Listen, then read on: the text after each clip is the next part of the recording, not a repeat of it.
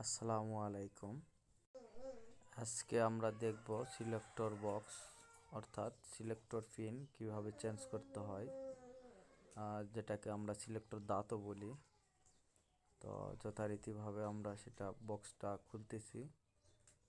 তারপরে আমরা খোলার পরে পিনগুলান নতুন লাগাবো। যদি ম্যাগনেটগুলান ভালো থাকে তাইলে পিনগুলান চেঞ্জ করলে সিলেক্টরটা ভালো কাজ করে। দাঁতগুলান ক্ষয়ে গেছে, মানে নষ্ট হয়ে গেছে আর কি।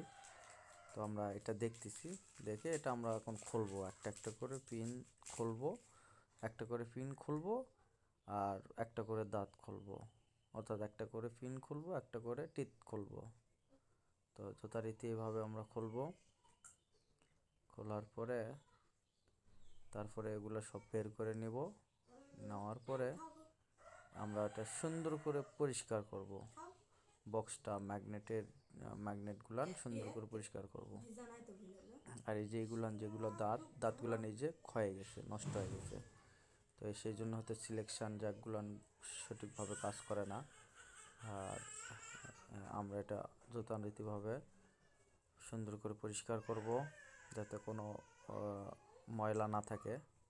সুন্দর করে পরিষ্কার করব, অথবা হাওয়া দিব। তো এটা আমি হাওয়া দিব না, আমি এটা সুন্দর করে পরিষ্কার করে নিচ্ছি একটা ন্যাকড়া দিয়ে। তারপরে সেটা আমরা সিরিয়াল অনুযায়ী নতুন দাঁতগুলো লাগাবো। তো হ্যাঁ, তো এটা এভাবে দাঁত বের করে নিয়ে আমরা সিরিয়াল করতে পারি 1 থেকে 8 পর্যন্ত। তো আমি সিরিয়াল করি না, আমি serial left side right side মিল করে লাগাই দিই। একটা করে দাঁত লাগাবো। আর হ্যাঁ, এটা লেফট সাইড রাইট সাইড মিলাই লাগাইতে হবে। একটা করে পিন লাগাবো, একটা করে পিন লাগাই করব। এইভাবে আমরা সবগুলান 8টা দাঁত 1 থেকে শুরু করে 8 পর্যন্ত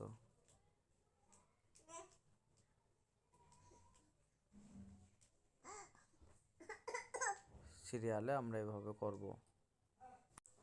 আমরা এটা সিরিয়ালে শেষ করব, 8 পর্যন্ত লাগানো শেষ। তারপরে উপরের স্টিলটা সুন্দর করে পরিষ্কার করব এবং দেখব এটা কোনো বাঁকা আছে কিনা। সুন্দর করে এটা লাগাই দিব আমরা। আর অবশ্যই দাঁতগুলান